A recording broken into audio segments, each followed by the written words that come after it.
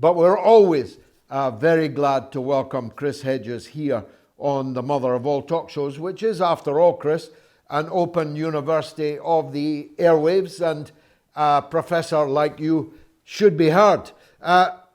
Bring us up to date. I read in Newsweek just an hour or two ago that in Newsweek, at least, there's a recognition that the vast majority of the world, they say 90%, is not with the United States on this war in Ukraine. That's quite serious when only yesterday you were the dominant hegemonic superpower, isn't it? Yeah, I think that that's probably long been true, given the last 20 years in the Middle East. The United States has become, like Israel, a kind of pariah nation. That's lost on most Americans, of course. And this proxy war, part of the reason there's been such a iron control of the press in the United States is that I think the support for now $15+ billion worth of quote unquote military assistance and humanitarian assistance to the Ukraine only is viable because most people couldn't find Ukraine on a map. And so you have kind of this cartoonish version of Zelensky as the new Winston Churchill. People don't want to look too closely at Ukraine, which on the corruption index ranks, of course, very highly. There was a CBS report not long ago that got yanked because it estimated that only about 30% of the weapons that were being sent to Ukraine were actually being delivered. The rest were being siphoned off to warlords and black marketeers. This has been confirmed in the media. There's no oversight of the weapons at all. Any kind of abuse, war crimes that are carried out by Ukraine. I covered war for 20 years. I can tell you both sides lie and both sides are guilty of egregious human rights violations. That's been true in every conflict going all the way back to the wars in Central America. Although I will have to say most of the crimes committed in countries like Nicaragua, Guatemala, and El Salvador were perpetrated by the military. It doesn't mean that there weren't any, although they were of a much smaller nature and proportionately rather insignificant, but they were there and they should be reported. But there's all sorts of reports, butterfly bombs being used, Ukrainian quote-unquote collaborators with Russian. They may, of course, be culturally Russian and Russian-speaking, being executed or certainly beaten up. I mean, all of this kind of stuff gets washed out, and it gets washed out for this reason, that if people saw how messy this conflict was, coupled, of course, with we're suffering from inflation, not quite what the UK is. I think you're over 10%, but we're up around 8%, rising fuel prices. I know in the UK, fuel prices are expected to rise by 80% in October, but we're also seeing that. And meanwhile, all of these massive amounts of resource are being siphoned off to this proxy war.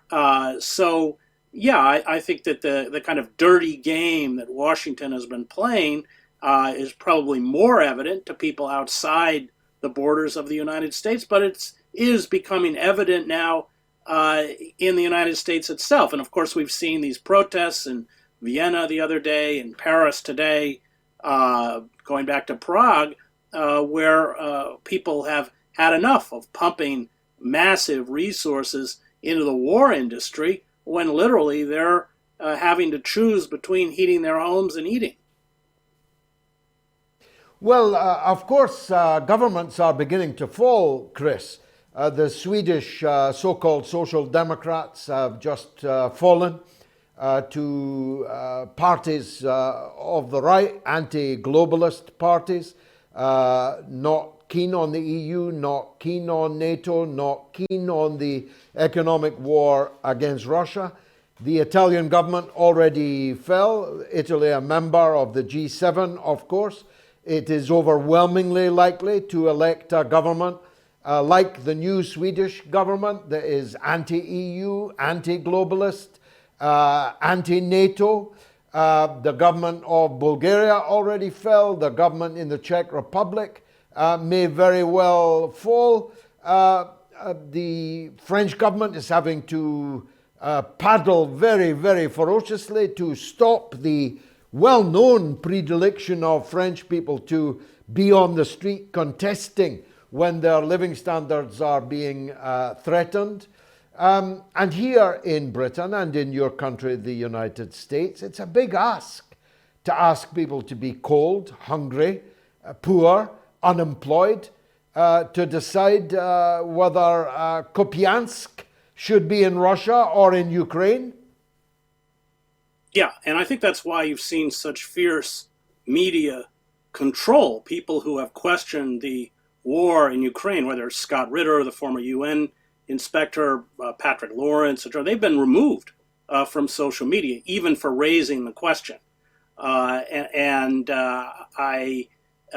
think the ruling elites understand what we've already seen. The head of NATO, the head of the IMF have been warning the last few days about social unrest in the winter.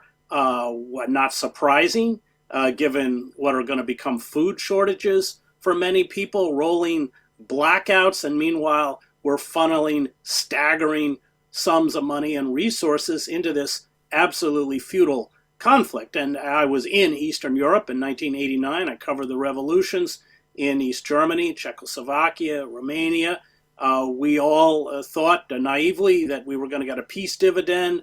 NATO that had been rendered obsolete. NATO formed in 1949 to prevent Soviet expansion into Central and Eastern Europe, had now become redundant, which shows you how naive we were.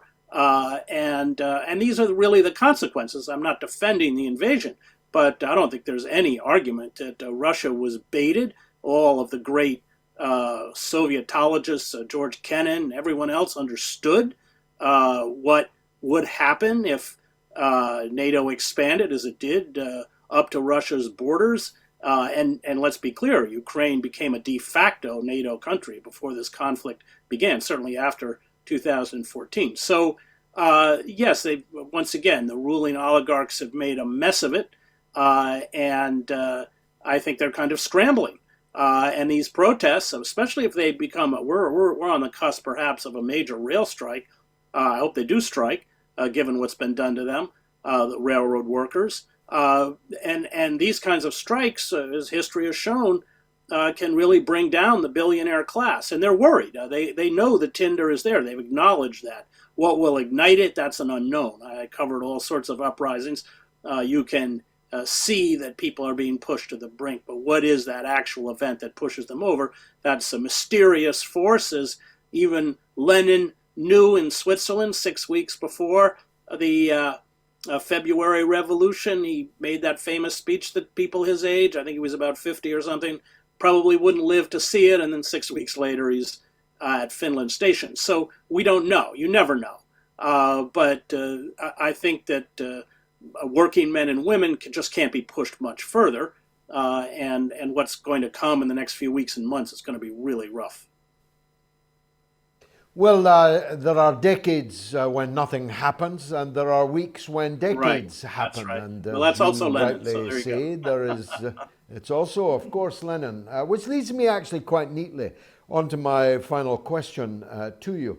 How do we deal with the fact, people like you and me, people of the left, that actually the main opposition to war, NATO, neoliberalism, globalization is coming from the right and not the left? How do we handle that, Chris? Well, that's the bankruptcy of the left, because we should be at the forefront of that, and we should have been at the forefront of that a long time ago. Watching the liberal, I hate to call them left, but the liberal class in the United States cheerlead the war in the Ukraine is nauseating because of the cynicism behind it. As somebody who spent a lot of time in war, the Ukrainians will bleed, their country will be destroyed. And for what? I mean, as even Henry Kissinger has said, I never thought I'd see the day where I was citing and agreeing with Kissinger. But even as Kissinger has said, there will have to be negotiations and there have to be an exchange of land for peace. In fact, Kissinger said it should be done quickly so this conflict doesn't spiral out of control. But I think that part of the rise of the alt-right is the bankruptcy of the left. And then I think, like you, George, that's something I mourn. Well, I'm extremely worried about it. It's true here, it's true there, where you are, and evidently it's true in Italy, it's true in Sweden, and so on. A rejection of the status quo is more likely to come from the right than the left. The left is the status quo. Yeah, the left has been bought off, or the liberal class, and then the real left, people like you and me, have been pushed to the margins. In the United States also, it's the breaking of labor unions, which really were the backbone of the militant left, certainly up through the 1930s, and then you saw this war against unions. We have about 10% of the workforce in the United States is actually unionized, and I think only about 6% of that is in the private sector. So that the fundamental weapon that the working class has to defend its interests and to stop permanent war is the strike. And certainly in the United States, with the Taft-Hartley Act in particular, 1947, which was this egregious anti-union act that is still law, they've defamed the power of the working class and the power of the left. Now we're just going to have to embrace what will become wildcat strikes. They will be against anti-labor legislation that has been passed. I mean, that's our hope in terms of a recovery of the left. But you're right. If we don't begin to stand up to these forces, then we're going to cede territory to these neo-fascists with all of the frightening consequences that entails.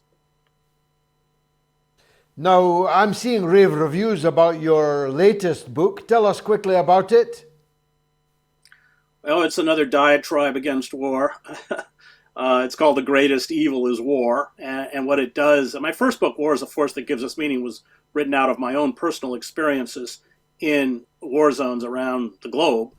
This is really looking more interviewing, for instance, people in mortuary units, paraplegics from war wounds, orphans, all of the detritus that comes, human detritus, that's perhaps not the right term, but those who are cast aside by war and live with lifelong grief, lifelong injuries, to give you a kind of window into the institution of death that war is. War is not, as Clausewitz said, politics by other means. War is about the destruction of all systems that sustain life, environmental, familial, social, right on down the line. That's what war does. And so this is really a book that allows you to see the consequences of war on human beings. Well, I very much hope that it's widely bought and read. I myself will be one of your customers right after the show. Chris Hedges, thanks as always for joining us on the mother of all talk shows. Much obliged to you.